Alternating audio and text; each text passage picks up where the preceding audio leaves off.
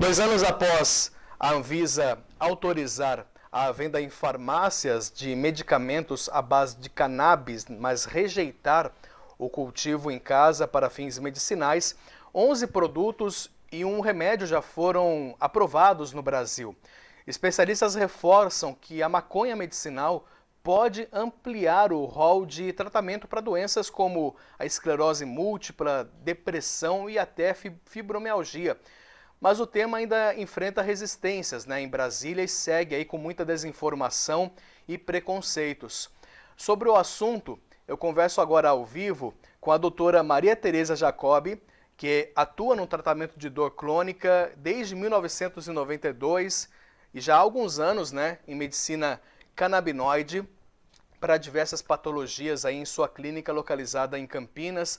A doutora também participa junto aqui ao vivo e participa conosco também dessa entrevista de forma remota o jornalista José Guilherme Ferreira.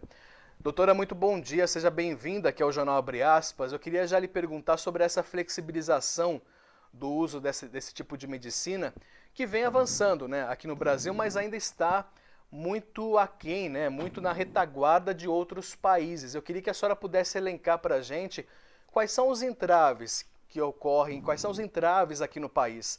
Bom dia para a senhora. Bom dia, Rodrigo, bom dia, José. É um prazer estar aqui com vocês. Realmente, como você disse, nós avançamos muito em relação a quando nós começamos a importação de produtos à base de cannabis para uso medicinal, porém nós estamos muito aquém do que seria o ideal para os nossos pacientes, para recuperar sua qualidade de vida e para ajudar no controle de doenças de difícil controle, doenças crônicas de difícil controle.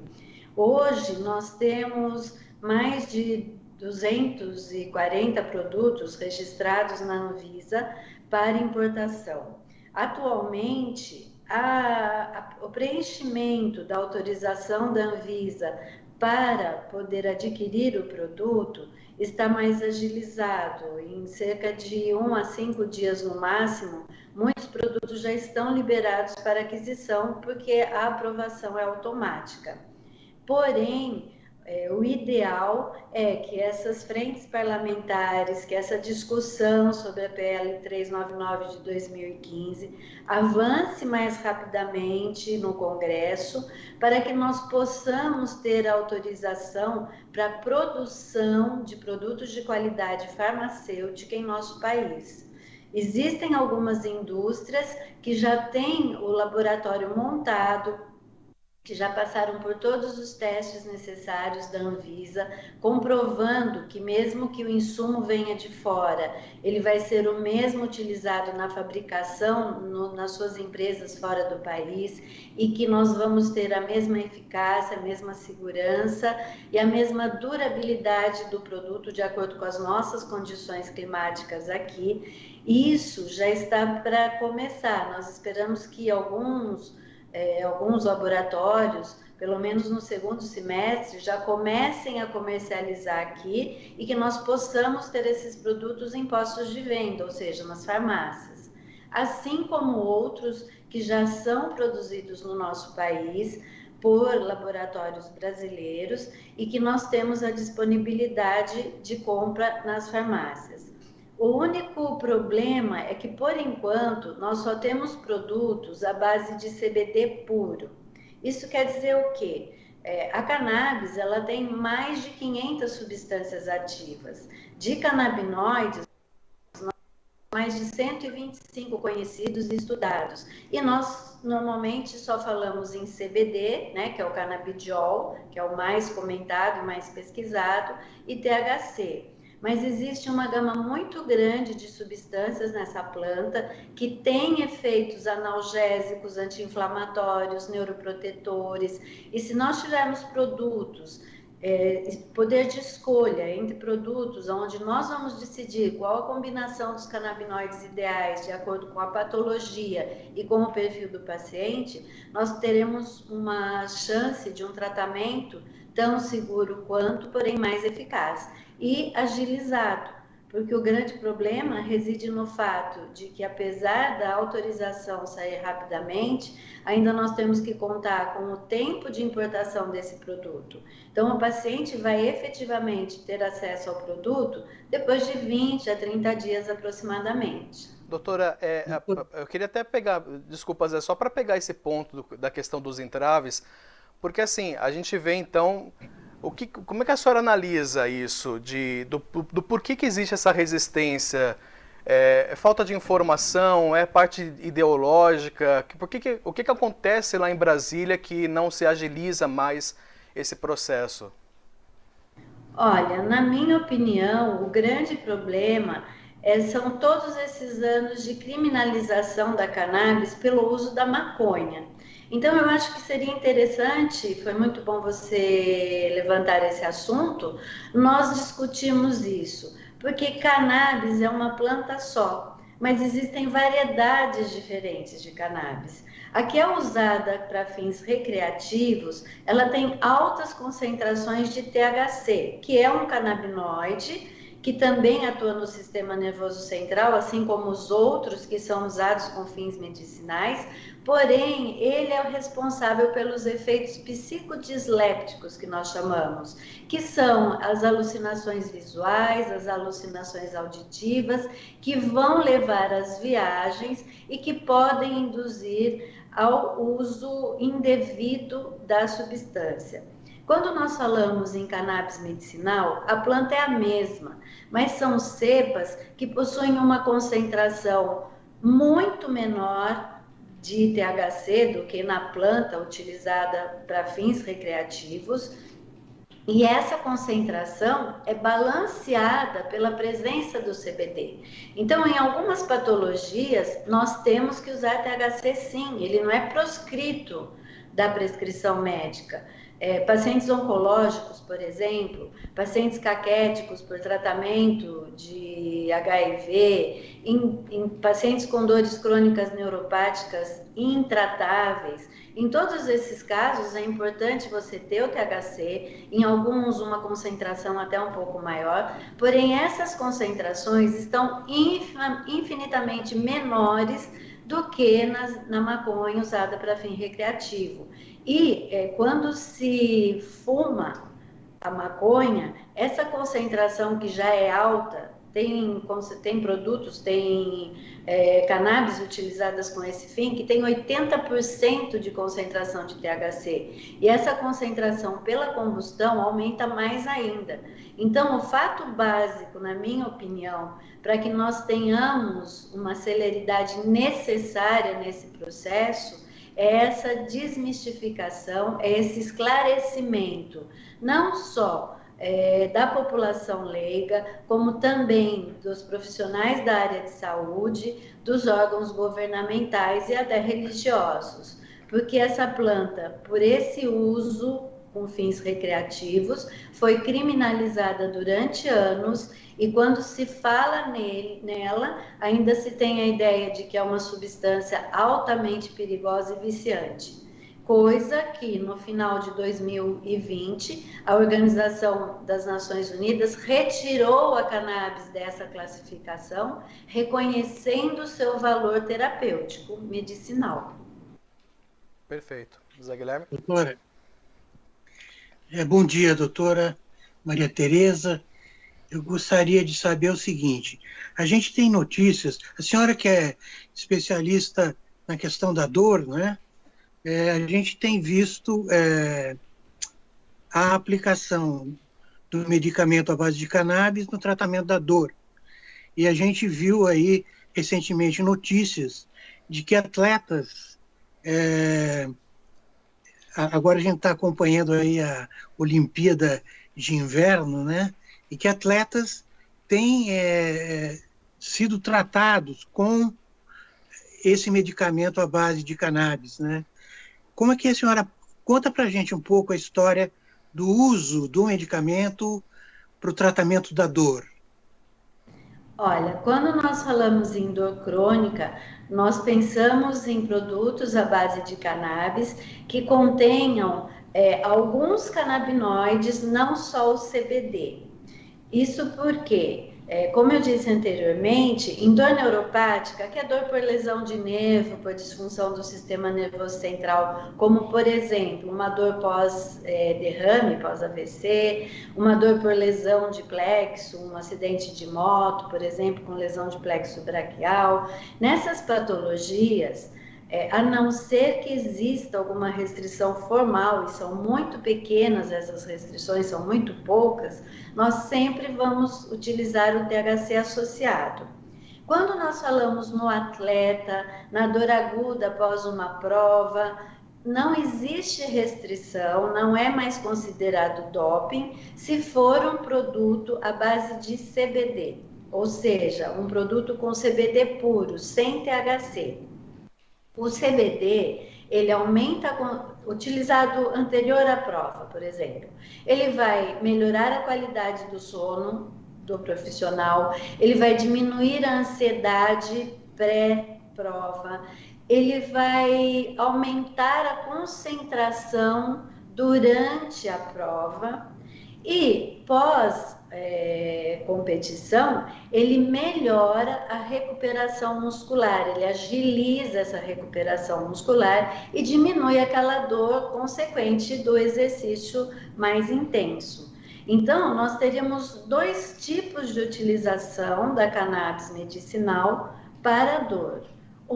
A cannabis medicinal utilizada para dor crônica, e eu acho que vale a pena salientar que a maioria dos estudos publicados até o momento sobre o uso de cannabis com fins medicinais está publicado na área de dores crônicas, nas mais diferentes patologias, como você mesmo citou, fibromialgia, enxaqueca, dores neuropáticas, etc. E no caso do atleta, porque aí não vai ser detectado doping. Aquele caso da atleta americana, que nas Olimpíadas foi detectado doping, certamente o produto que ela estava utilizando continha pelo menos traços de THC. E quando nós falamos em antidopagem no atleta, os testes são extremamente sensíveis. Então, se tiver traços de THC, vai ser detectado e vai ser considerado doping. Porém, se for um produto puro, um óleo de CBD puro, não vai ser considerado doping, porque não existe esse efeito que eu citei anteriormente, disléptico, que vai causar as alucinações, as viagens, enfim. E no caso, doutora, da esclerose múltipla, né, que é uma doença bastante agressiva, né? Como é que o medicamento atua no caso da esclerose múltipla? Os canabinoides, eles têm uma característica de serem neuroprotetores e neuroregeneradores.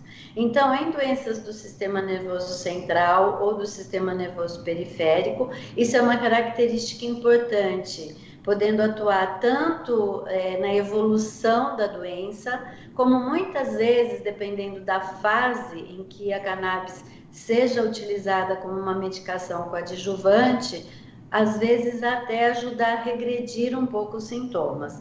No caso da esclerose múltipla, a principal indicação é a espasticidade muscular, porque é uma doença onde o paciente vai ficando espástico, ele vai ficando como se fosse endurecido, vamos dizer assim. Ela tem uma capacidade de relaxante muscular muito grande e nesses casos está indicado o uso de produtos que contenham uma concentração igual, tanto de CBD quanto de THC. Utilizando esses produtos, você vai ter algumas vantagens na sintomatologia do paciente, que seriam a melhora do sono, a melhora do humor, porque todos nós temos ciência, né, de que essas doenças impactam muito no emocional da pessoa. Então, ao mesmo tempo que você vai estar diminuindo essa espasticidade, dando mais conforto físico para o paciente, você vai melhorar o sono, você vai melhorar o apetite, você vai melhorar o emocional. E muitas vezes, ainda não existem estudos conclusivos quanto a isso, mas temos a expectativa de que ajude a diminuir a progressão dessa doença ou a velocidade com que ela evolui. A gente teve notícias, doutora, de estudos bastante preliminares ainda com animais, né? No sentido de que possa haver futuramente uma associação desses medicamentos no tratamento da Covid. A senhora ouviu dizer isso? A senhora acompanha esse problema? Olha, o que nós temos observado na prática, e até teoricamente isso faria sentido, é que estaria indicado o uso da cannabis já naquela hora onde o paciente começa a ter a tempestade de citocinas que a gente chama durante a evolução da doença. Porque o que acontece? Como ela vai determinar um processo inflamatório muito grave nos pulmões, o organismo manda todas as células as substâncias que podem conter essa inflamação. Porém, chega uma hora que essa tempestade de citocinas que a gente fala é quando ele perde o controle e começa a agredir o próprio tecido pulmonar na tentativa de conter o vírus. Nessa hora, a cannabis já seria importante, porque ela modula o nosso sistema imunológico. Então, ela diminuiria essa ação errônea do organismo, esse descontrole, que acaba prejudicando mais a função pulmonar. Então, isso já seria importante na evolução da doença. No pós-Covid, nós temos observado muitas sequelas, desde alterações cognitivas, como muita fadiga, dores que são compatíveis com dores neuropáticas, com lesões de sistema nervoso periférico. Nesse momento, ela tem ajudado muito a recuperação desses pacientes com sequelas do Covid. Há pouco tempo, agora em janeiro, saiu um estudo que foi feito nos Estados Unidos de que ela preveniria o Covid a partir de 2 substâncias que ela contém. Esse estudo, nós ainda temos que ser cautelosos com a publicação e a divulgação em mídia. Por quê? Foi um estudo que não foi realizado nem em animais, é um estudo que foi feito in vitro, com 2 substâncias que são extremamente instáveis. Isso quer dizer o quê? Elas duram muito pouco. Então, nós temos que aguardar mais estudos em vivo, pelo menos em animais, aguardar alguma técnica que faça com que essas substâncias tenham uma durabilidade melhor, para daí sim nós podemos valorizar ou não a cannabis como uma prevenção de Covid. Eu acho importante nós falarmos isso, porque o medo que nós temos como profissionais médicos é que as pessoas comecem a utilizar tanto óleos de cannabis que a gente não sabe procedência e que se compra até pela internet, não se sabe o que tem lá dentro, não se sabe nem se é óleo de cannabis ou não, se tem contaminação ou não, assim como a cannabis de uso recreativo para tentar prevenir o Covid. Então, eu acho que isso é uma coisa que nós temos que ter ciência. A mídia divulgou, lógico, nós estamos numa situação que tudo que vier vai ser bem-vindo, nós estamos buscando soluções mágicas para nos prevenir desse Covid, acabar com a pandemia, acabar com a endemia, enfim. Mas nós temos que ser cautelosos e criteriosos nessas escolhas. Muito bem. Precisa ficar de olho nesses produtos vendidos especialmente na internet, que não se sabe nada de sua procedência, né, professor? Rodrigo. Muito bem. Que a gente possa continuar com esse debate sempre, né, na nossa sociedade, e que o diálogo, né, o conhecimento se amplie. Nós conversamos aqui com a doutora Maria Tereza Jacob. Doutora, muito obrigado pelo seu tempo, pela sua disponibilidade aqui. Um ótimo final de semana para a senhora. Eu é que agradeço o convite, um bom dia a vocês, um ótimo final de semana e a todos que estão nos ouvindo também. Muito obrigado, doutora.